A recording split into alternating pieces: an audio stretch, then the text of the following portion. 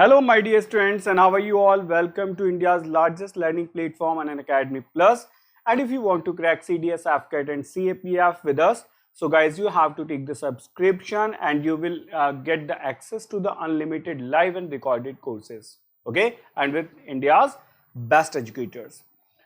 Guys this is your own channel let's crack defence exams. अगर आप channel पे सबसे पहली बार आए हैं बेटा तो सबसे पहला काम करेंगे, इस चैनल को सब्सक्राइब करेंगे और hit the bell icon, you will get the notification on time. And this is the team that is providing you the best content daily. So all the teachers are providing you can see the name and you can check their YouTube sessions. Today we have most important questions, subject verb agreement. बेटा आज हमारा जो session है वो subject verb agreement का है, sentence का है। We will discuss a few most important questions from here, ठीक है। तो बच्चों एक बढ़िया सा टॉपिक है आज। आप जानते हैं सब्जेक्ट वर्ब एग्रीमेंट मतलब पूरा का पूरा हम कह सकते हैं क्रक्स है इंग्लिश ग्रामर का। तो हम यहाँ से आज शुरू करते हैं। आ जाओ। अबाउट मी, मैं पहले अपने बारे में आपको बहुत थोड़ा सा बता दूं बेटा, ब्रीफ इंट्रोडक्शन। मेरा नाम है डॉक्टर अमित सिसोदिया। मैंने PhD किया है इंग्लिश लिटरेचर में। 11 साल से ज्यादा का टीचिंग एक्सपीरियंस है। Exam taught like CDS, AFCAT, CAPF, SSC, NDA और बेटा बैंकिंग, बहुत सारे एग्जाम्स को मैं पढ़ा चुका हूँ। 1 लाख से ज्यादा स्टूडेंट को मैं मेंटोर कर चुका हूँ। और बच्चों अगर आपको अकेडमी पे कोई भी सब्सक्रिप्शन लेना है then use my referral code AMSIR, you will get 10% flat discount on any subscription. Apart that बच्चे ये हमारे कुछ चैनल्स हैं, let's crack defence exams quest, let's crack current affairs. Okay, इन सारे चैनल्स को आप फटाफट सब्सक्राइब करो, you will get the content here that will be beneficial for your exam. And this is your Unacademy learning app. बेटा अगर आप कोई भी एस्पिरेंट हैं, आप किसी भी चीज की तैयारी करते हैं, चाहे वो SSC है, बैंकिंग है, रेलवे है, CDS है, डिफेंस है या फिर बेटा नेट है, ठीक है, कोई भी एग्जाम, बेटा अनअकैडमी 30+ कैटेगरीज में आपको पढ़ाता है। तो आपको मैं बताता हूं कि what the benefit we are getting from here. आप सबसे पहले प्ले स्टोर में जाके बेटा अनअकैडमी लर्निंग ऐप को डाउनलोड करेंगे, ठीक है। After this just select your category, CDS, AFCAT, CAPF, जो भी आपका है, ठीक है। बेटा इस एप्लीकेशन का जो लॉगिन है अनअकैडमी प्लस का, वो एब्सोल्युटली फ्री है। बेटा ये 100% फ्री है, फ्री फॉर ऑल, आप सबके लिए फ्री है, ठीक है। क्वेश्चन आता है कि इस फ्री होने के बाद हम क्यों इसे डाउनलोड करें, तो बेटा उसका मैं आपको रीजन बताता हूं। ये एक तो 100% फ्री है, दूसरा बेटा जितने भी टॉप एजुकेटर्स हैं अनअकैडमी प्लस के, they are providing you the free classes and that is called special classes. बेटा ये सारे टीचर्स आपको स्पेशल क्लासेस पढ़ाते हैं, यानी कि फ्री क्लासेस पढ़ाते हैं, ठीक है। उसका ये बेनिफिट होगा बेटा कि आपको उन सबसे पढ़ने का फ्री में मौका मिल जाता है एंड दे विल डील या बेस्ट कंटेंट है, अच्छा कंटेंट बेटा पढ़ाते हैं, क्वेश्चन सॉल्व कराते हैं, पोल से रिजल्ट्स आते हैं, तो बहुत सारी चीजें। मतलब आई सजेस्ट यू ऑल कि एक बार बेटा ट्राई तो कर सकते हैं, ठीक है। You will try that one, you will just feel a lot of comfort there, ठीक है। So guys, this CDS, AFCAT, CAPF की आपकी category, you have to just select from here and there will be the subscription. जब भी आप subscription ले then you have to use my referral code, it's AMSIR, and you will get 10% instant and the flat discount there. Okay guys, so these are the features. I suggest you all just get this Unacademy learning app and just feel the difference. Now guys, these are the subscriptions we are providing here. It's 1 month, 3 months, 6 months, 12 months and 24 months. Now the question is this, which one is good for me? So guys, being teacher, I can suggest you that if you think that you can just get the selection in single attempt, so the 6 month will be the best subscription. Otherwise guys, 12 month and 24 months are the best subscriptions for you all. You can opt anyone out of those. Okay, फिर भी question आता है कि कैसे opt करें। मैं आपको बड़ा आसान सा एक तरीका बताता हूँ। बेटा सुनो, आप CDS भी देते हो, AFCAT भी देते हो, CAPF देते हो। आप में से कुछ बच्चे हैं जो INET भी देते हैं, कुछ बच्चे हैं जो NDA भी देते हैं। तो बेटा जब आप इतने सारे एग्जाम देते हो तो यहाँ सबसे बड़ा फायदा ये कि आपको एक बार सब्सक्रिप्शन लेने के बाद आप ये सारे कोर्सेज पढ़ सकते हो, ठीक है। जितने भी टीचर्स वहां इन सारे कोर्सेज में पढ़ा सकते हैं बेटा, आप उन सबसे पढ़ सकते हो। It is only the gateway to enter Unacademy plus. आपके बाद उसके बाद बेटा सारे टीचर्स, सारे कोर्सेज, सारी क्लासेस वो आपकी, ठीक है। तो ये सब कुछ करते हैं, प्लस इसके साथ आपको बेटा SSB की तैयारी भी कराई जाती है, ठीक है। इतना सब कुछ बेटा आपको मिलता है 8800 में, ठीक है। और यहां आप यूज करते हैं मेरा रेफरल कोड AMSIR और इसके साथ आपको मिला 10% का डिस्काउंट। तो your balance value that is 7920। बेटा इस कॉस्ट पे आपको सब कुछ मिल जाता है, ठीक है। 12 महीने का यानी कि 660 रुपीज पर मंथ। तो बेटा 12 महीने में तो 100% सिलेक्शन हो ही जाता है, क्योंकि इस बार में आप सारे एग्जाम को 2-2 बार कम से कम दे सकते हैं, ठीक। और अगर आप ग्रेजुएशन में, तो आई सजेस्ट यू बेटा आप 24 महीने का सब्सक्रिप्शन लें, and that cost you only 480 rupees per month. So it's not so expensive guys. मैं सजेस्ट करूंगा कि आप ये वाला ले सकते हैं, ग्रेजुएशन में है तो। ये हमारा टेलीग्राम ऐप है, इसका लिंक आपको वीडियो के डिस्क्रिप्शन बॉक्स में मिल जाएगा, ठीक है। इसे बस क्लिक करना है, ज्वाइन करना है अनअकैडमी प्लस के सारे चैनल के, और बेटा आपको नोटिफिकेशंस मिलेंगे, आपकी एक भी क्लास मिस नहीं होगी। ये हमारा 100 डे प्लान है बेटा, you can just get with that plan. और मैं आपको बता देता हूँ कि इसको करने से आपका बेटा 20 to 30% आपके मार्क्स में इंक्रीमेंट हो जाता है, because all the teachers are providing the best content which is really helpful in your forthcoming exams. ये कुछ मेरा स्केड्यूल है बेटा, नोट कर लेंगे। अनअकैडमी प्लस की मेरी क्लासेस कब होती हैं, that's why 12:45 and Monday to Friday these are the classes I am providing you on YouTube, ठीक है। एक बार जल्दी से थम्स अप करो।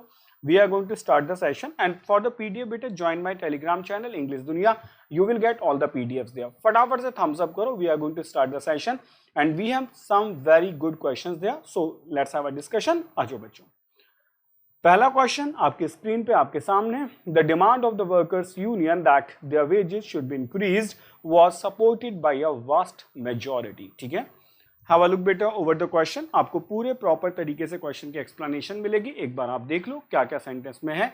आप अपने अकॉर्डिंग बेटा अपने ओपिनियन के हिसाब से एरर मार्क करें, किस पार्ट में एरर होगा, ए सेक्शन में, बी सेक्शन में, सी में या डी में, ठीक है।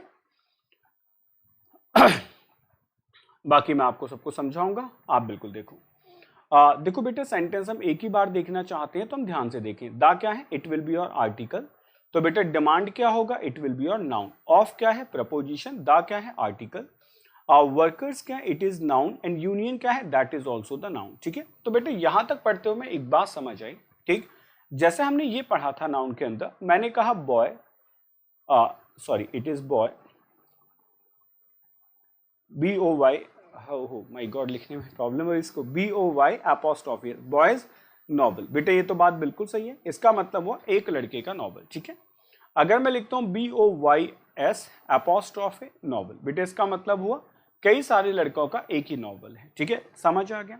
तो बेटा नॉवल तो एक लड़के का भी हो सकता है और बहुत सारे लड़कों का भी हो सकता है, लेकिन अगर हम बेटा ये कहें स्कूल, तो स्कूल किसका होगा बेटा, कभी भी एक लड़के का स्कूल तो नहीं हो सकता ना।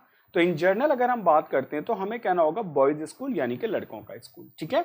सेम इज या बेटा we are writing a word union. तो यूनियन एक वर्कर की कैसे हो सकती है, पहली बात समझ गए। देखो पहले हम पूरा क्वेश्चन एनालाइज करेंगे और जहां एरर है वो समझाएंगे और बाकी आगे भी चेक करेंगे, बिल्कुल ऐसे ही। तो वर्कर्स यूनियन बेटा एक वर्कर की यूनियन कैसे पॉसिबल है, तो इसका मतलब ये प्लूरल होना चाहिए। तो पहले हमें लिखना होगा WORKERS वर्कर्स, ठीक है।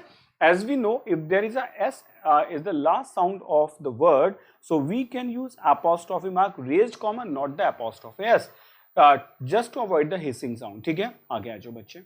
दैट की देयर वेजेस, बेटा देयर एडजेक्टिव है, वेजेस नाउन है, बिल्कुल सही है। Should be increased, demand singular है, वाज सिंगुलर है, supported by a vast majority. तो बेटा कहीं कोई एरर नहीं है, बस एरर किस पार्ट में है।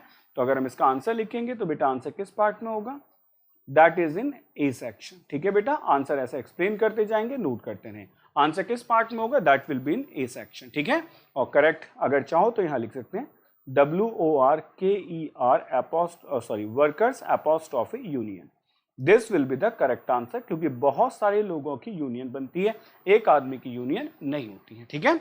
नेक्स्ट क्वेश्चन पे आ जाओ। Along the northern frontier of India is seen a range of many high hills of mighty Himalayas in the splendor. बताओ बच्चों क्या आंसर होगा।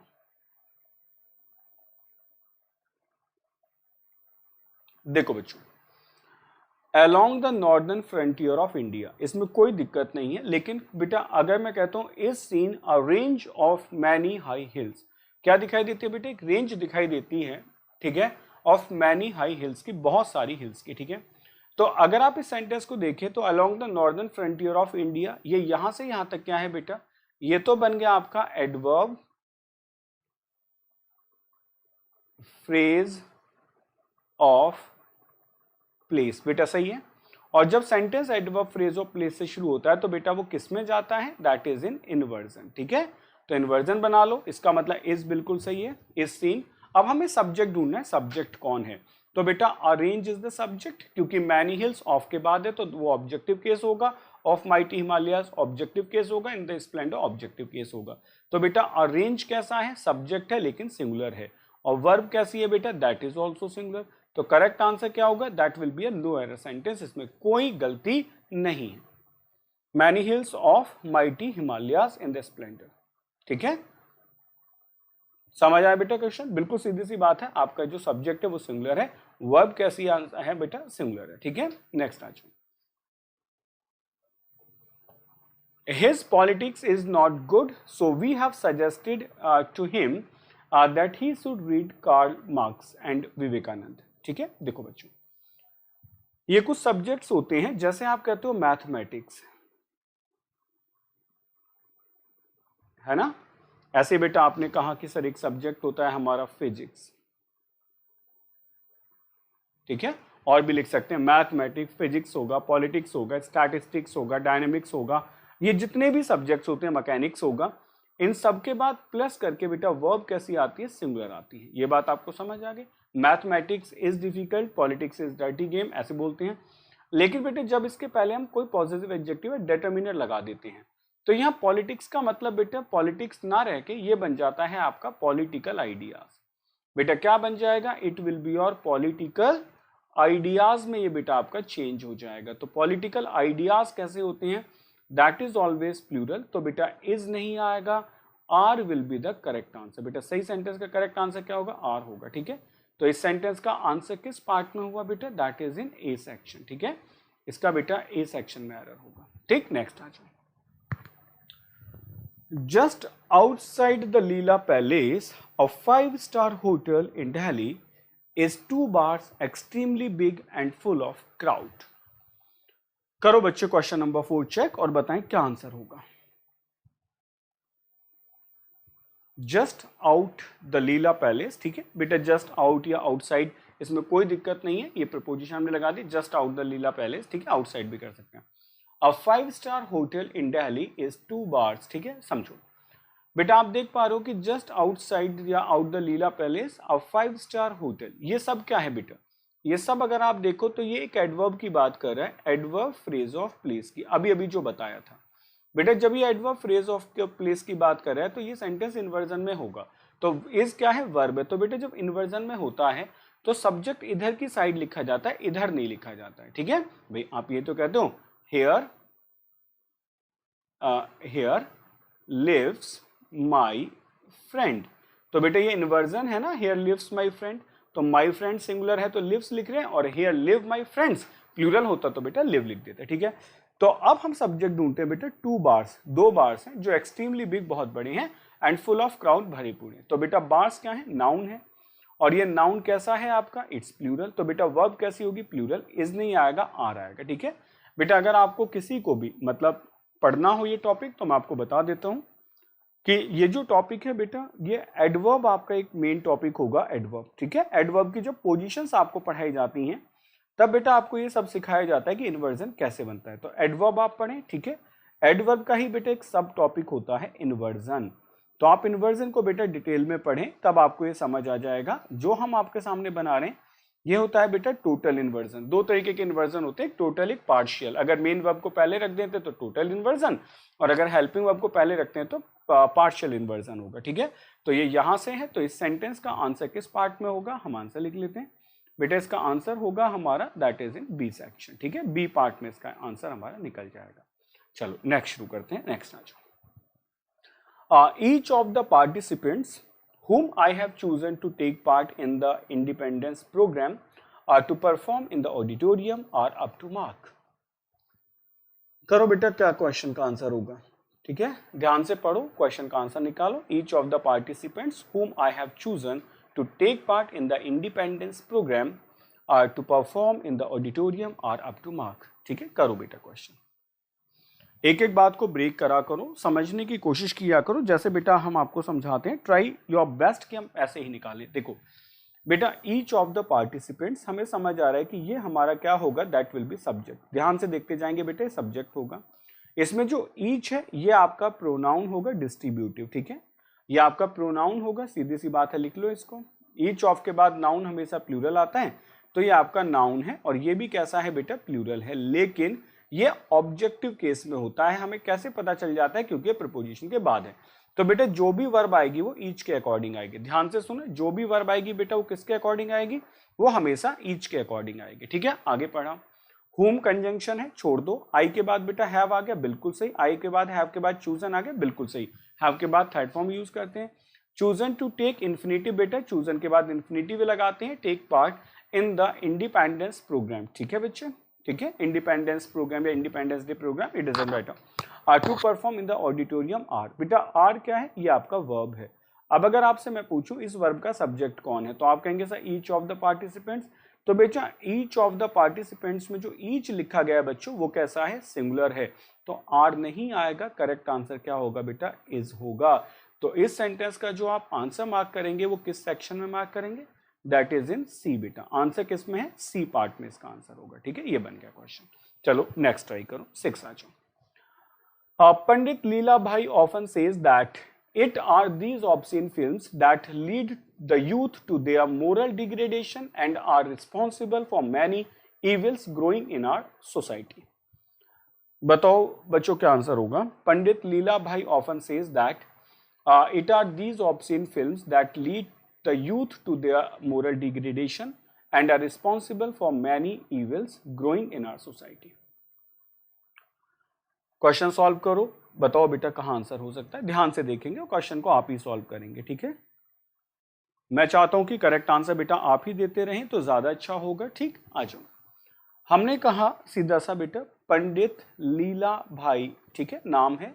ऑफन एडवर्ब ऑफ फ्रीक्वेंसी है, मिड पोजीशन पे आती है, बिल्कुल सही लिखा है। Says is the correct answer. जैसे he never talks, okay, he always talks बेटा, तो यहां तक कोई दिक्कत नहीं है। दैट आ गया कंजंक्शन, तो हमें ये समझ आ गया कि अगर प्रिंसिपल क्लॉज प्रेजेंट में है तो सबऑर्डिनेट क्लॉज किसी भी टाइम में हो सकती है। इट आपका सब्जेक्ट हो गया। Are these obscene films that lead, बेटा फिल्म प्लूरल है इसलिए दैट के बाद में लीड बिल्कुल सही लिखा गया है, ठीक है। The youth to their moral degradation and are responsible, बेटा जब ये लीड प्लूरल है तो फिल्म्स के लिए आ रहा है and are responsible for many evils growing in our society, ठीक है।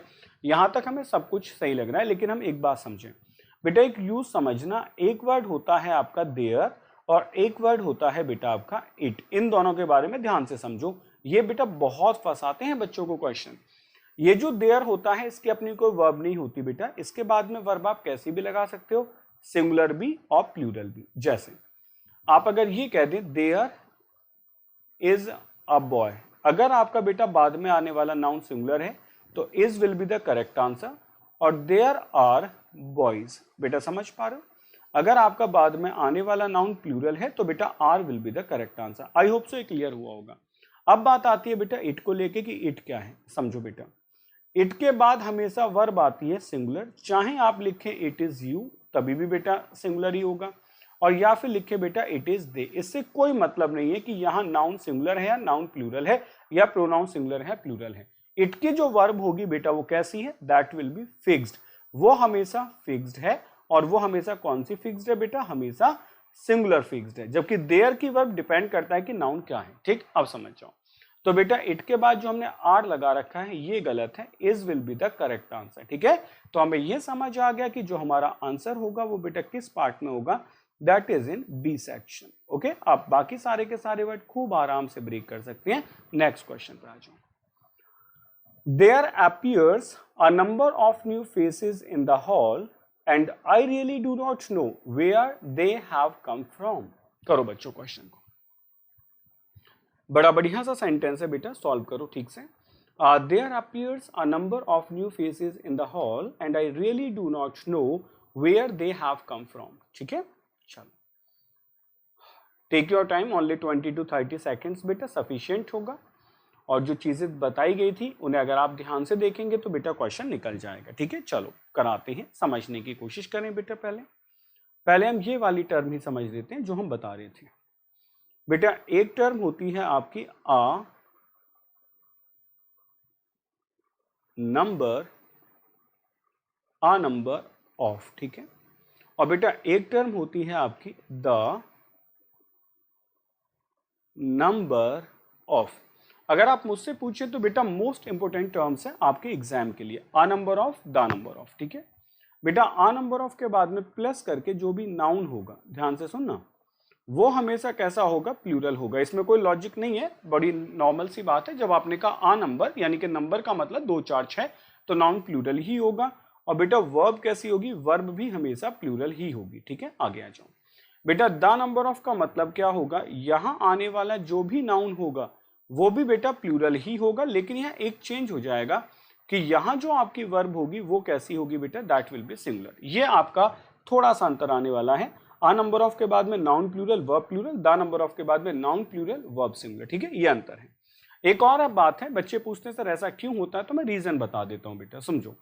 जब हम ऐसे एक क्लास बना लेते हैं, प्रिंसिपल ने कहा call a number of boys from the class, तो इसका मतलब ये हो गया कि कोई जाके इस क्लास में इतने सारे बच्चे अगर बैठे हैं तो वो कुछ बच्चों को बुला के ले आएगा, मानो उसने ये वाले 4 बच्चे बुला दिए, ठीक है। अब हुआ क्या बेटा, टीचर ने कहा, प्रिंसिपल ने कहा कि बेटे क्लास है, ये वाला सेक्शन ए है, और इसमें मैं पहले से ही 10 बच्चों को सेलेक्ट करके बिठा के आया हूं और उन बच्चों को बुला के लेके आऊं, यानी कि ये स्टूडेंट बैठे हुए थे ऐसे, ठीक है। अब प्रिंसिपल ने क्या कर दिया बेटा, इसमें से इन कुछ बच्चों को, मतलब जैसे मैं बात करूं ये वाले कुछ बच्चे समझो, इनको प्रिंसिपल ने पहले से सेलेक्ट कर रखा है किसी कंपटीशन के लिए, तो जब वो उनको बुलाएगा तो दा नंबर कहलाएगा, और बेटा जब इनको बुलाएगा तो क्या कहलाएगा, आ नंबर कहलाएगा, ठीक है। तो आ नंबर का मतलब ये कुछ ऐसे लगा कि जैसे कॉमन नाउन है, ठीक है।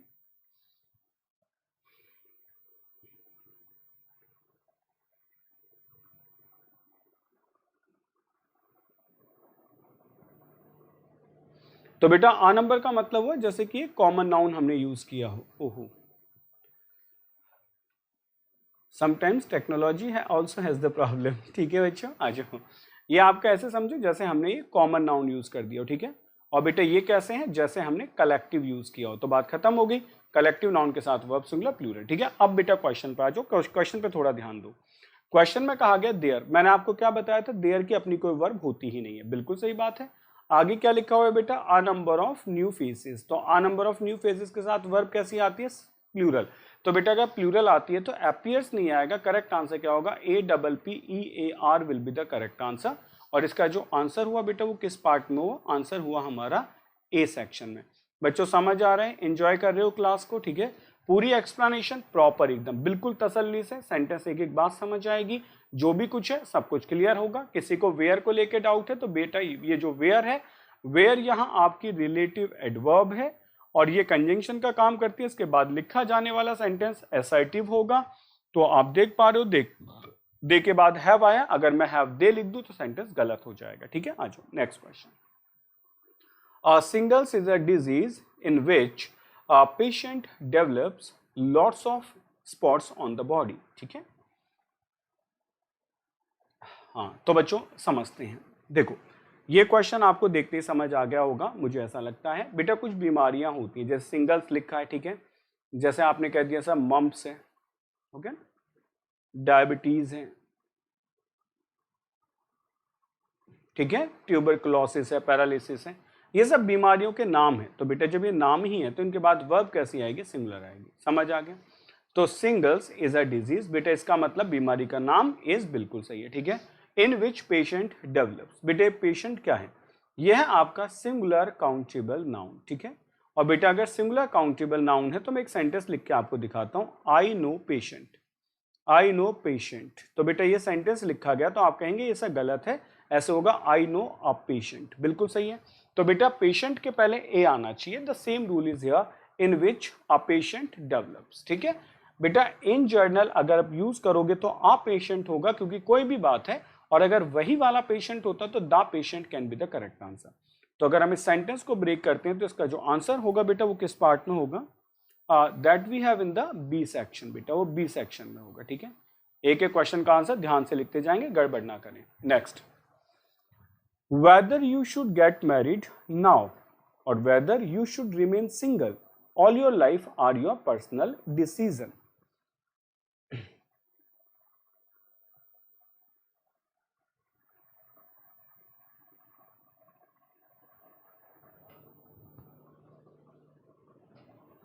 Whether you should get married, बेटा एक सेंटेंस हो गया, whether you should get married now, ठीक है, और whether you should remain single all your life, ठीक है, आर योर पर्सनल डिसीजंस। बेटा समझो, ये आपका एक सेंटेंस नंबर 1 हो गया, ठीक है, ये स्टेटमेंट 1, ये स्टेटमेंट नंबर 2, दो स्टेटमेंट हो गए और लगा दिया। बेटा जब दो नाउन प्रोनाउन को या दो स्टेटमेंट को और से जोड़ा जाता है, दो क्लॉजेस, मतलब मैं ये कह सकता हूं बेटा ये दोनों क्लॉजेस हैं, ये भी एक क्लॉज है, वो भी एक क्लॉज है, ठीक है। तो बेटा जब दोनों क्लॉजेस को भी एंड से जोड़ा जाता है तो हमें ये समझना चाहिए, और से जोड़ा जाता है तो ये दोनों अलग अलग हो जाती हैं। तो और में कॉन्सेप्ट ये लगता है कि जो वर्ब आएगी वो बाद वाले के अकॉर्डिंग आएगी। क्लॉज कैसी है बेटा, सिंगुलर मानी जाती है, इसके साथ वर्ब कैसी आएगी, सिंगुलर। तो आर करेक्ट आंसर नहीं होगा, करेक्ट आंसर बेटा इज होगा, यानी कि is your personal decision, whether you should remain single all your life is your personal decision, ठीक है। Next question, those athletes who did not adhere to the rules of athletics was deprived of taking part in the championship। क्या answer होगा, देखो बच्चों question को ध्यान से देखो और आंसर बताओ क्या होगा। those athletes who did not adhere to the rules of athletics was deprived of taking part in the championship। चलो इसको भी ब्रेक करते हैं बेटा। अगर समझना है तो एक एक वर्ड को देखना है, नहीं समझना है तो रट के तो हम कुछ भी कर सकते हैं, रटे हुए तो हम आज तक भी पढ़े हैं। बेटा दोज का पार्ट्स ऑफ स्पीच क्या हो गया, एडजेक्टिव, ठीक है, डिमॉन्स्ट्रेटिव एडजेक्टिव, और ये क्या हुआ बेटा आपका नाउन, ठीक है। हु क्या हो गया, it is your relative pronoun, ठीक है, रिलेटिव प्रोनाउन। तो हम क्या क्या समझ पाए कि ये जो हु रिलेटिव प्रोनाउन है इसकी वर्ब तो आगे बेटा डिड, ठीक है, इसकी वर्ब आगे did, who did not adhere to the rules of athletics, ठीक है। और बेटा दोस एथलेटिक्स, ये जो आपका सब्जेक्ट है इसकी तो वर्ब आपको मिली ही नहीं, तो ध्यान से देखो इसकी वर्ब कहाँ है। तो आप समझ पा रहे हो बेटा इसकी जो वर्ब है वो ये लिखी गई यहाँ, ठीक है। अब मुझे बताओ ये सब्जेक्ट आपका ऐसा है कैसा, जब ये एडजेक्टिव प्लूरल है तो नाउन कैसा है, प्लूरल है, इसका मतलब ये सब्जेक्ट आपका प्लूरल है, और वर्ब कैसी है बेटा, सिंगुलर। तो इस वर्ब को भी कैसा कर दो, प्लूरल कर दो, बैलेंस हो जाएगा, वॉज नहीं आएगा। करेक्ट आंसर क्या होगा बेटा, वर होगा, ठीक है।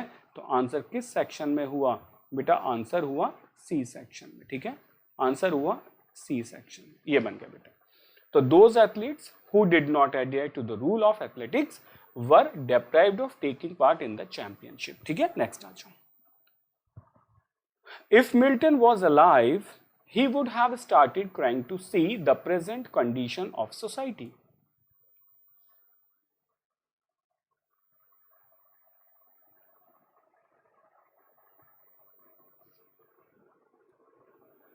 क्या आंसर होगा, देखो बच्चों कंडीशनल सेंटेंस है, सबको समझ आ गया, ठीक है, कंडीशनल सेंटेंस, ठीक बेटा। अगर मैं एट अ ग्लेंस आपको समझाऊं तो आपको समझ आएगा, एक आपकी इफ क्लॉज होती है, ठीक है, और एक होता है बेटा आपका रिजल्ट, ये तो होता है कंडीशनल सेंटेंसेस में, ठीक।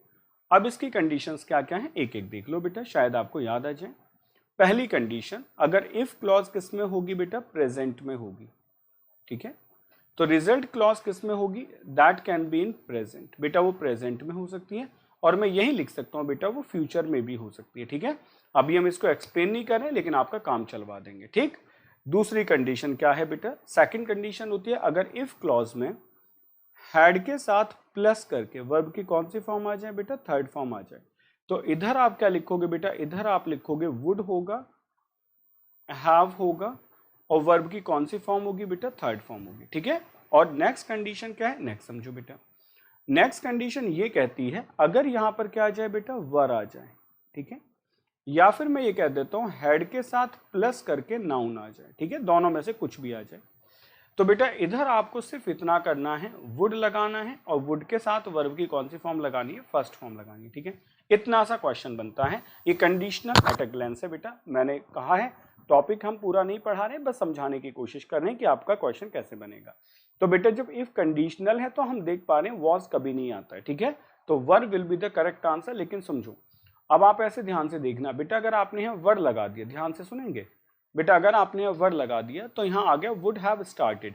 तो बेटा वुड हैव स्टार्टेड कहाँ आता है, यहाँ आता है, तो इसके साथ तो ये वाली क्लॉज थोड़ी ये वाली बनती है, तो बेटा वर को हटा दो, करेक्ट आंसर क्या होगा, हैड बीन, ऐसे कर दो बेटा। If Milton had been alive, he would have started crying to see the present condition of the society, ठीक है। नेक्स्ट आ जाओ, तो ऐसे बेटा क्वेश्चन बन जाता है, बैलेंस करना होता है कंडीशन को और रिजल्ट को। ठीक है, क्वेश्चन नंबर 12 देखो। She was a beautiful bird, was she a beautiful bird, she would have definitely flown in the open sky and enjoy the beauty of this world. बेटा यहाँ जो एंजॉय है ना, इसको मैं चेंज कर देता हूँ, ये है बेटा आपका enjoyed। अब एरर निकालेंगे, ठीक है, बेकार में आप एक जगह निकालोगे गड़बड़ हो जाएगी। तो she would have definitely flown in the open sky and enjoyed the beauty of this world. ठीक है, एंजॉयड बेटा ग्रामर का एरर था, मतलब करेक्शन था, टाइपिंग एरर। अब आप सेंटेंस को निकाल सकते हैं। ठीक है, चलो फिर शुरू कराता हूं बेटा। देखो मैं एक सेंटेंस लिखता हूं, मैंने कहा if I were a king. बेटा ये सब हम जानते हैं, बचपन से पढ़ा है। If I were a king, कास्ट में राजा होता। ठीक है, होता क्या है बच्चों कि हम हमेशा कंडीशनल सेंटेंस को इफ से लिखते हैं। ठीक, अगर हम चाहते हैं कि कंडीशनल सेंटेंस को इफ से ना लिखें तो इसका एक रूल है कि हम इस सेंटेंस को किस में लिख दें बेटा, इन्वर्जन में लिख दें। और इन्वर्जन का मतलब क्या हो जाता है कि आपकी जो वर्ब है वो सब्जेक्ट के पहले आ जाएगी। तो आप इस सेंटेंस को बेटा ऐसे भी लिख सकते हो, वर आई अ किंग। आई होप सो आप मेरी बात को समझ पा रहे होगे। आप इसको वर आई अ किंग भी लिख सकते हो, और ये दोनों सेंटेंस बिल्कुल इक्वलेंट है, 100% इक्वलेंट है। इन दोनों में कोई डिफरेंस मीनिंग का नहीं होगा। तो ये सिर्फ आपको कंफ्यूज करने के लिए होता है कि ये क्या करते हैं बेटा, एक इफ को हाइड कर देते हैं, क्योंकि इफ को देख के तो कोई भी बता देगा कंडीशनल है। ठीक है, अब बेटा यहाँ समझने की कोशिश करो। आपने कहा वॉज नहीं आएगा, वर आएगा। मेरी बात को ध्यान से देखना बेटा, वर आएगा। अब वहां आ जाओ लास्ट वाली कंडीशन पे। बेटा यहाँ आप देखो, आपने सब कुछ लिखा हुआ है। अगर आपने यहाँ वर्ड लगा दिया तो बेटा रिजल्ट में वुड के साथ वर्ब की फर्स्ट फॉर्म होना चाहिए, लेकिन सेंटेंस देखो, रिजल्ट में तो बेटा वुड के साथ हैव, देखो ध्यान से, वुड के साथ बेटा हैव है। ओहो, देखो बेटा यहां तो वुड है, वुड के साथ हैव है, और हैव के साथ third form of the verb है। ठीक है, तो अब हमें ये समझ आ गया कि बेटा ये जो कंडीशन है ये इस वर्ग को सेटिस्फाई नहीं करती, तो किसको सेटिस्फाई करती है बेटा, आपके हैड को। तो हैड शी बीन, बेटा ऐसे लिखो, had she been a bird. ठीक है, तो ये भी आपका इन्वर्जन ही है, चाहे तो आप इफ से लिख दो, if she had been a bird या हैड शी बीन। ठीक है, आ जाओ नेक्स्ट क्वेश्चन बेटा। Neither the salary not the work atmosphere were good in that office. ठीक, करो बच्चों क्वेश्चन, देखो क्या आंसर होगा। Neither the salary not the work atmosphere were good in that office.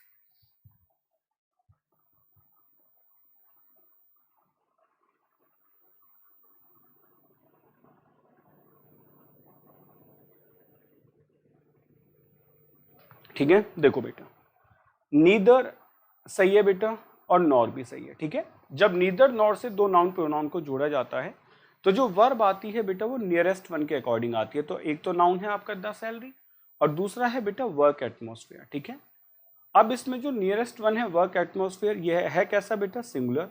अगर ये सिंगुलर है तो आपकी वर्ब कैसी आएगी, सिंगुलर। तो वर्ड नहीं होगा, करेक्ट आंसर क्या होगा, वॉज होगा। तो बेटा इसका जो आंसर लिखा जाएगा वो किस सेक्शन में लिखा जाएगा, that will be in B section. ठीक है, यहां आंसर होगा। Okay, next question. It depends on how most of the countries in the world will tackle this pandemic. It depends on how most of the countries in this world will tackle this pandemic.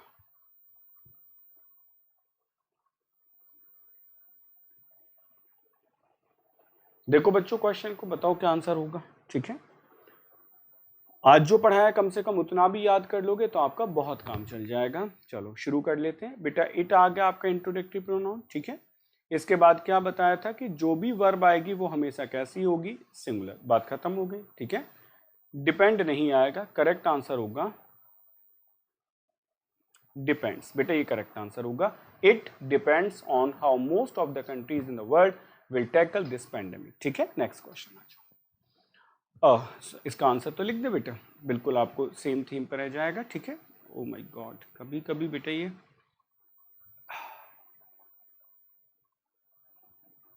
यही चीज है बेटा technology की, समझ नहीं आता है कि खुद ही कैसे कमांड्स चेंज हो जाती हैं।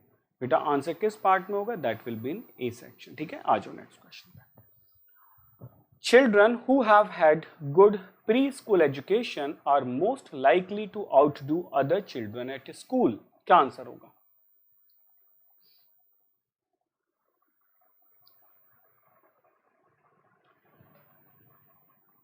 चिल्ड्रन बेटा सब्जेक्ट है, नाउन है, प्लूरल है, ठीक है।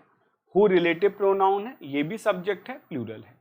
तो बेटा इसके लिए तो हैव आ गया, ये वर्ब प्लूरल होगी, यानी कि ये एग्रीमेंट बिल्कुल सही है, यहां कोई गलती नहीं है। अब क्वेश्चन ये बता कि अगर यहां गलती नहीं है तो चिल्ड्रन के लिए वर्ब कौन है, आगे देखते हैं। हैव के बाद थर्ड फॉर्म बेटा हैड बिल्कुल सही है, हैव आ सकता है। Good preschool education are most likely, तो बेटा अगर चिल्ड्रन हमारा प्लूरल है तो जो हम आर लगा रहे हैं ये भी तो प्लूरल है, ये भी सही है। और most likely to outdo other children at school, ठीक, सब कुछ सही लग रहा है। लेकिन बेटा एक प्रॉब्लम है, ये जो वर्ड होता है एजुकेशन, एजुकेशन बेटा ये एक अनकाउंटेबल नाउन है, ठीक है। आई नीड एन एजुकेशन, मुझे एक शिक्षा की जरूरत है, नहीं होगा। लेकिन एजुकेशन को बेटा जब आप फिक्स कर देते हैं तो एक काउंटेबल नाउन बन जाता है। जैसे गुड प्री स्कूल एजुकेशन, हम कौन सी एजुकेशन की बात करें, वो वाली जो प्री स्कूल में बनी है, तो बेटा यहां ये बन जाती है काउंटेबल और आपका आंसर आ जाता है a good preschool education, ठीक है। तो इसका जो बेटा आंसर होगा आपका that will be in B section, बेटा बी पार्ट में होगा, ठीक है। नेक्स्ट क्वेश्चन ट्राई करो। You must pay due respect to those who has respect for you. You must pay due respect to those who has respect for you, ठीक है। चलो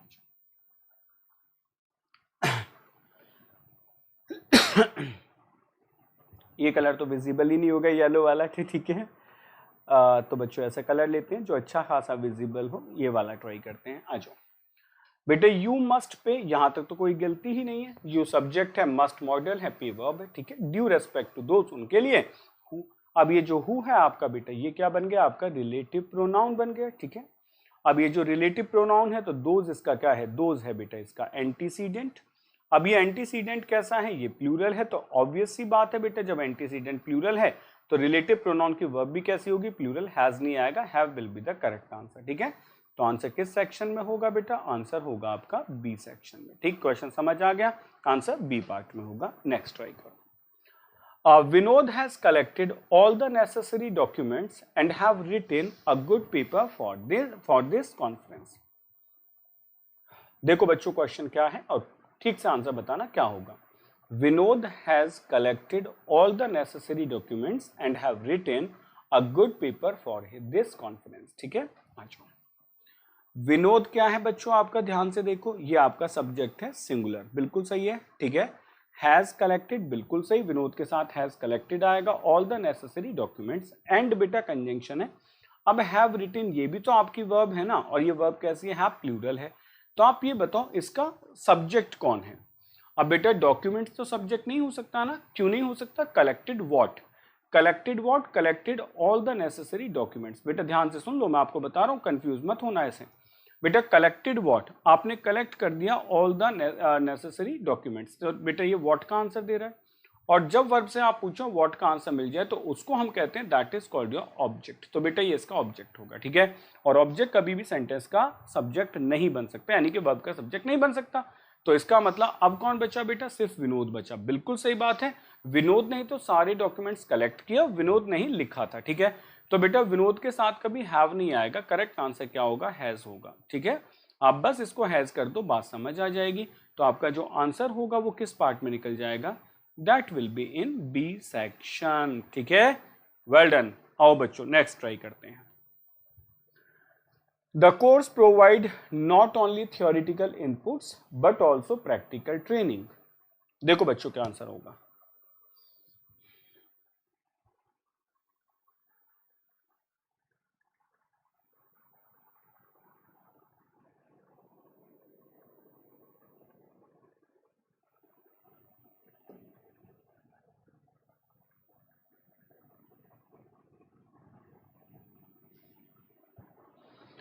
बेटा द कोर्स क्या है, ये आपका सब्जेक्ट है, ठीक है। और ये सब्जेक्ट कैसा है, बिल्कुल सीधी सी बात है, सिंगुलर। तो वर्ब कैसी होगी, सिंगुलर। तो करेक्ट आंसर क्या होगा बेटा, करेक्ट आंसर होगा प्रोवाइड्स, ठीक है। और आंसर किस पार्ट में होगा, आंसर होगा बेटा ए सेक्शन में। ठीक है, चलो आसान क्वेश्चन, नेक्स्ट आ जाओ।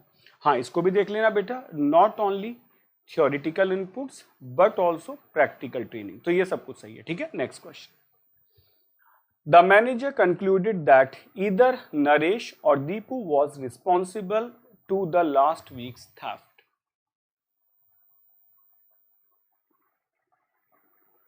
देखो सेंटेंस बेटा, द मैनेजर कंक्लूडेड, उसने कंक्लूड किया that either Naresh or Deepu was responsible to the last week's theft. The manager बेटा हमारा सब्जेक्ट है, कंक्लूडेड वर्ब है, तो यहां तो कोई गलती बिल्कुल नहीं है, ये एकदम सही है। The manager concluded that. ठीक है, अब हमने कहा बेटा ईदर नरेश, या तो नरेश और दीपू। याद करो हमने कहा था जब और से जोड़ते हैं तो वर्ब हमेशा नियरेस्ट वन के अकॉर्डिंग आती है, तो was will be the correct answer. सही है, वॉज रिस्पॉन्सिबल बेटा टू नहीं आएगा, करेक्ट आंसर होगा यहाँ, फॉर प्रीपोजिशन की गड़बड़ है। ठीक है, द लास्ट वीक्स थेफ्ट, कुछ बच्चे कहते हैं सर नॉन लिविंग के साथ ये नहीं लगता होगा, तो मैं आपको बता दूं, अगर बेटा आप टाइम की बात करते हो ऐसे लिख लो, अगर आप टाइम की बात करते हो तो एपोस्ट्रोफी लग जाता है बेटा। अगर आप वेट की बात करते हैं तब बेटा एपोस्ट्रोफी लगा सकते हैं, जैसे आर टेंस वेट। बेटा जब आप डिस्टेंस की बात करते हैं तब आप एपोस्ट्रोफी लगा सकते हैं, समझ पा रहे हो। ठीक है, और अगर बेटा आप पर्सोनिफिकेशन की बात करते हैं, पर्सोनिफिकेशन समझते हो ना, मानवीकरण, तो बेटा जब आप पर्सोनिफिकेशन की बात करते हैं तब आप एपोस्ट्रोफी लगा सकते हैं। ठीक है, तो इसका मतलब ये कंस्ट्रक्शन सही है, ये समझाना था, बाकी सब कुछ सही हुआ, तो टू नहीं आएगा, four will be the correct answer. Next question आ जाओ 20th। Sorry, the principal indicated that the issue of improved quality of teaching in the college were light in his list of priorities। करो बच्चे, क्या answer होगा, ठीक से देखो, एकदम सेंटेंस को समझो, कौन सब्जेक्ट है, कौन वर्ब है, कौन ऑब्जेक्ट है, किसका रिलेशन किसके साथ है। बेटा सारा क्वेश्चन आपकी उंगलियों पर आ जाएगा। एरर में ग्रामर, मतलब ग्रामर में ही प्रॉब्लम नहीं होगी, इट्स नॉट एरर। और ग्रामर बेटा आपके सीडीएस के पेपर में 60 मार्क्स तक पहुंचा देती है आपको, तो ये आपके लिए बहुत अच्छा रूल है। ठीक है, आ जाओ बेटा, द प्रिंसिपल में तो कोई दिक्कत नहीं है, सब्जेक्ट और वर्ब है, आपने प्रिंसिपल को नाउन मान लिया, आर्टिकल द हो गया, और इसके साथ वर्ब की सेकंड फॉर्म लगा दी इंडिकेटेड। तो अभी तक तो मुझे कोई दिक्कत नहीं लगी, क्योंकि दैट क्या है, कंजंक्शन है, आगे पढ़ते जाओ बस। द क्या है, आर्टिकल, इश्यू क्या है, नाउन बेटा। ठीक, अब सुनो, अब हमारा ये सब्जेक्ट वर्ब हो गया, अब ये हमारा सब्जेक्ट बन गया इश्यू सिंगुलर, तो हमें इसकी भी तो वर्ब ढूंढनी होगी, आगे देखते हैं। Of improved quality of teaching, बेटा कभी मत फंसना, प्रपोजिशन के बाद जो भी नाउन आ जाए वो हमेशा ऑब्जेक्टिव केस में होता है, तो वर्ब कभी इससे एग्री नहीं करेगी। ऑफ टीचिंग, तो बेटा ये भी ऑब्जेक्टिव केस है, वर्ब कभी इससे एग्री नहीं करेगी।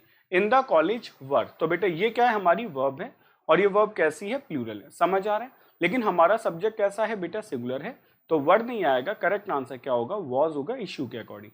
बेटा ठीक से मिलाना आ रहा होगा कि कौन सब्जेक्ट होता है, कौन वर्ब होती है, तो इसका जो करेक्ट आंसर होगा बेटा वो किस पार्ट में होगा, that will be in C section. I hope so बच्चों मजा आ रहा होगा, समझ आ रहा होगा, क्योंकि कुछ भी ऐसे नहीं कह रहे हैं, मान लो आप अच्छे से देखो कि कैसे निकाल देते हैं। अब मानो कोई ये कहता है कि सर वर्ब कैसे पहचाने, तो बेटा जिससे किसी काम का करना या होना पाया जाता है, स्टेट या डूइंग पाई जाती है या हैपनिंग पाई जाती है, उसको वर्ब कहते हैं।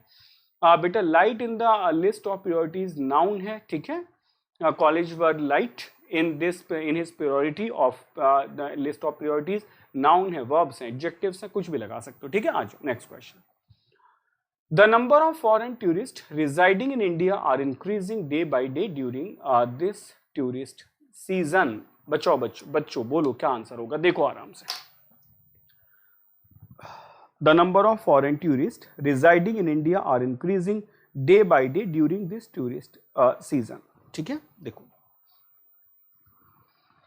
अभी आपको समझाया था, दो टर्म होती हैं, the number of, a number of, याद आ रहा है बेटा। द नंबर ऑफ के बाद आने वाला नाउन हमेशा प्लूरल होता है, तो टूरिस्ट नाउन है, कौन से, फॉरेन या एडजेक्टिव का काम कर जाएगा। ठीक है, रिजाइडिंग पार्टिसिपल है बेटा, कोई दिक्कत नहीं है, सही सेंटेंस है, रिजाइडिंग रह रहे, पार्टिसिपल नेचर बता देता है। ठीक है, इन इंडिया, ठीक है, आर नहीं होगा बेटा, करेक्ट आंसर क्या होगा, इज होगा। अगर हमने लिखा होता आ नंबर ऑफ तो यहाँ आर आ जाता। ठीक, तो आपका जो आंसर होगा बेटा वो किस पार्ट में हो, that is in B section. बढ़िया से समझ आ गया, बी पार्ट में बेटा आपका आंसर होगा। ठीक है, नेक्स्ट क्वेश्चन ट्राई करो। After 50 years of independence, many social problems still remaining to be solved by solved in India. After 50 years of independence, many social problems still remaining are to be solved in India. देखो बेटा question और solve करो, क्या answer होगा.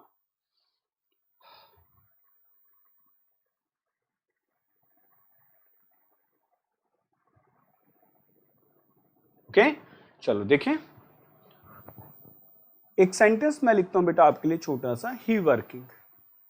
आप मुझे बताएंगे क्या ये सेंटेंस सही है या हमने कह दिया बेटा दे डन.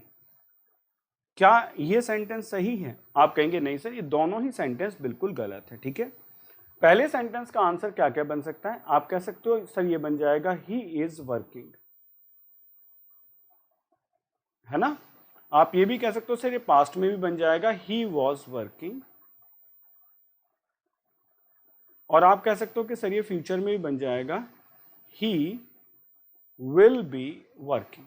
बेटा इसके तीनों में से कोई भी आंसर बना लो अगर हम क्लोज की बात करते हैं. ठीक है, बनने के लिए तो और कुछ भी बना सकते हैं. तो हमें ये समझ आ गया कि इन तीनों में हमने एक चीज लगानी पड़ी, that is called your helping verb. ठीक है, इसको हम फाइनाइट वर्ब कहते हैं. और वर्किंग क्या है बेटा? आपका non finite verb, present participle है. तो नॉन फाइनाइट वर्ब से कोई सेंटेंस नहीं बनता. ऐसे आपको यहाँ बेटा या तो दे हैव लगाना होगा, दे हैव डन. ठीक है, या आपको लगाना होगा दे हैड डन, या फिर आपको लगाना दे विल हैव डन. ठीक है, ऐसा कुछ लगाना होगा. अब सुनो, तो अब हम इस सेंटेंस को ट्राई करते हैं, अपने वाले सेंटेंस को. देखो बच्चे, after 50 years of independence, okay, many social problems, इतने साल के बाद में भी बहुत सारी सोशल प्रॉब्लम्स स्टिल रिमेनिंग. बेटा रिमेनिंग आ गया तो ये तो कोई टाइम ही नहीं बताता ना रिमेनिंग, ये तो आपका बन गया प्रेजेंट पार्टिसिपल. तो बेटा जब ये प्रेजेंट पार्टिसिपल है तो हमें क्या समझ आ गया कि ये तो सेंटेंस ही नहीं है. तो बेटा स्टिल आर रिमेनिंग लिखेंगे तो गोइंग ऑन प्रोसेस हो जाएगा, लेकिन वो सॉल्व नहीं हुई है. आप क्या बताना चाह रहे हो बेटा? स्टेट की, एक्शन की स्टेट बताना चाह रहे हो. तो करेक्ट आंसर लिखेंगे रिमेन. This is remain. बेटा प्लूरल आएगा ना. Social problem still remain to be solved in India, वो अभी सॉल्व होने के लिए पड़ी हुई है. ठीक है, आ जाओ next question. The success of our efforts depend upon the number of people who actually use the new methods. करो बच्चे question. The success of our efforts depend upon the number of people who actually use the new methods. ठीक है,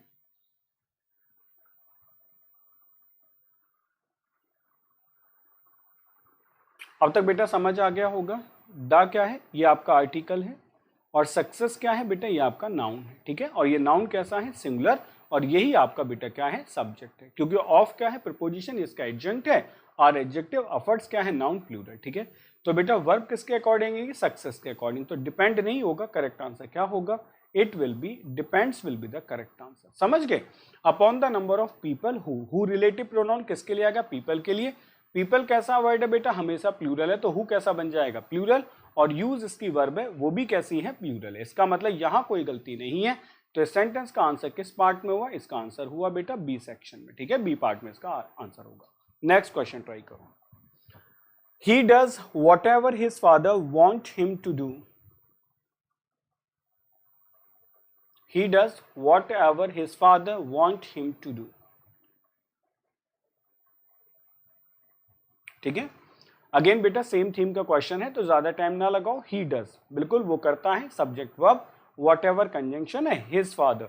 बेटा ये again subject हो गया इस sentence के लिए. वांट क्या है? वर्ब है. तो जब फादर सिंगुलर है तो करेक्ट आंसर क्या होगा? सिंगुलर होगा. आपको लिखना होगा वांट्स. ठीक है, तो आंसर किस पार्ट में होगा बेटा? आंसर होगा हमारा सी सेक्शन में. ठीक है, बढ़िया. नेक्स्ट क्वेश्चन ट्राई करो. He who do not learn from his mistake is bound to fail.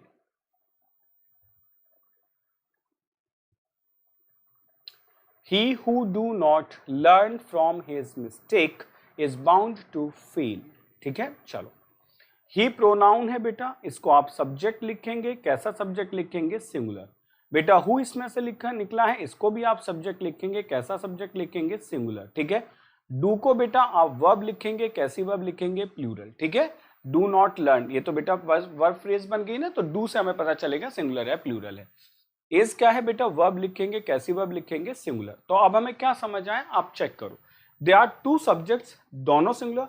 They are two verbs, one is singular, one is plural. अब क्वेश्चन आता है कौन सी वर्ब किसके लिए, तो बेटा इसको मैं आपको क्लैरिफाई कर देता हूं. देखो बच्चे, ये जो ही है इसकी वर्ब कौन सी है, पहले ये क्लियर कर लो बेटा, ही की वर्ब इज है, ठीक है। कभी ये मत कहते ना कि ही की वर्ब डू है, नहीं बेटा, ही की वर्ब है इज। अब ये जो रिलेटिव प्रोनाउन हु है ये कहां से निकला है बेटा, ही चला गया इसके अंदर, तो हु की वजह से ये वर्ब कैसी हो जाएगी, सिंगुलर, तो डू नहीं आएगा, करेक्ट आंसर क्या होगा बेटा, डज होगा। आई होप सो समझ आ गया होगा। ऐसे बेटा क्वेश्चंस को ब्रेक करते हैं, इसी से आपका लॉजिक स्ट्रांग होता है, ठीक है। तो आंसर किस पार्ट में होगा बेटा इस सेंटेंस का, इस सेंटेंस का आंसर होगा ए सेक्शन में, ठीक। पूरी एक्सप्लेनेशन समझाते जा रहे हैं, ध्यान से देखते जाना, रूल्स को पढ़ते जाना। Next question, the king along with all his soldiers were received with due honor by the poor man। क्या आंसर होगा, देखो बच्चों क्वेश्चन को, the king along with all his soldiers were received with due honor by the poor man, ठीक है।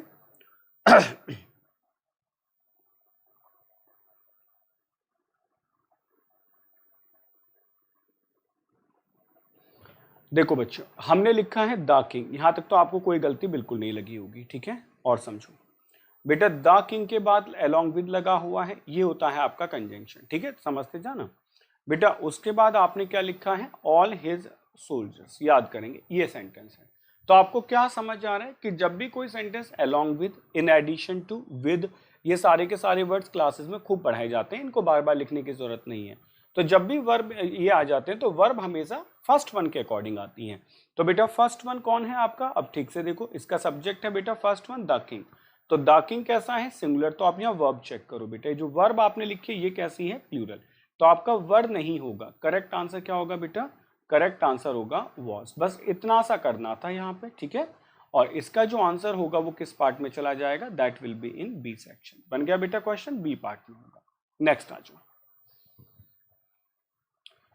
everyone requested to attend the dinner party hosted by the party president। everyone requested to attend the dinner party hosted by the president। क्या answer होगा बताओ बच्चे,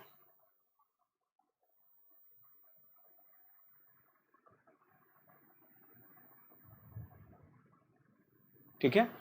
ये question बेटा थोड़ा सा डिफिकल्ट आपको लग सकता है, इसे आपको समझना होगा बेटा। सेंटेंस हुआ everyone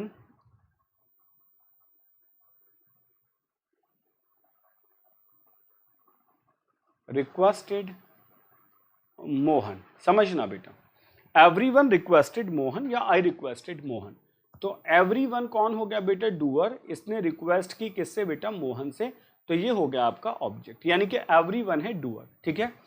अब मैंने कहा everyone requested, हर किसी ने रिक्वेस्ट की to attend the party hosted by the party president, तो हर किसी ने रिक्वेस्ट की पार्टी अटेंड करने के लिए, जो पार्टी किसने होस्ट की थी बेटा, प्रेसिडेंट ने, तो गलत हो गया ना बेटा। इसमें जो डूअर है, जो द पार्टी जो होस्ट करता है प्रेसिडेंट, ये डूअर है ना, तो बेटा जब वर्ब के बाद डूअर आ जाता है तो सेंटेंस किस में बन जाता है, that is in passive voice, ठीक है। मुझे लगता है बात समझ आ गई होगी कि बेटा जिसने होस्ट किया वही तो डूअर है, और बाकी सारे के सारे तो उनसे कहा जा रहा है कि आप अटेंड करो, तो बेटा इस डूअर ने जब काम किया तो ये पैसिव वॉइस में होगा। तो एवरीवन वाज रिक्वेस्टेड, बेटा ऐसे कर लो, ठीक है, everyone was requested to attend the dinner party hosted by the party president, ठीक है। तो पार्टी प्रेसिडेंट डूअर है, उसने रिक्वेस्ट की सबसे कि अटेंड करो उस पार्टी को जो उसने होस्ट की है, ठीक है। आज he firmly believes that a radical change in the structure of our various departments are necessary। करो बच्चे क्वेश्चन,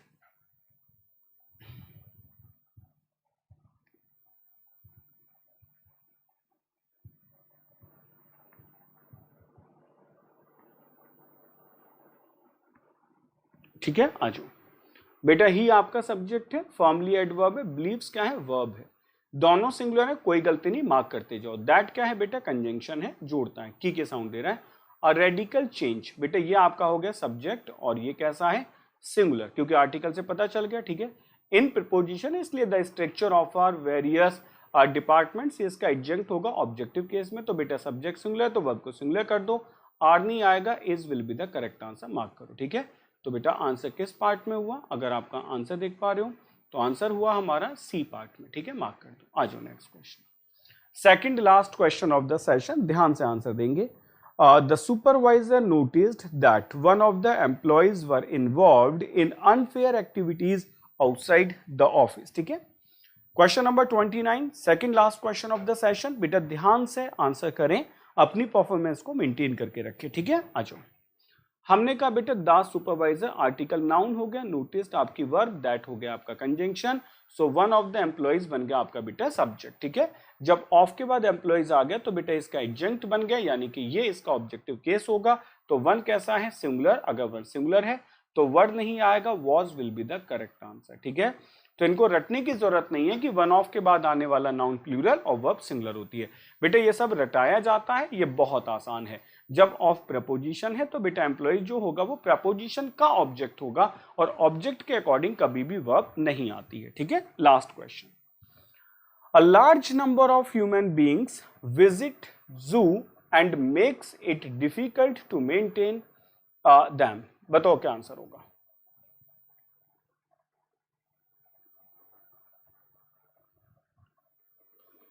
देखो बच्चों, सीधा सा तरीका है जो कराया था, अ लार्ज नंबर में से लार्ज हटा दो बस। ठीक है, सब समझ आ जाएगा।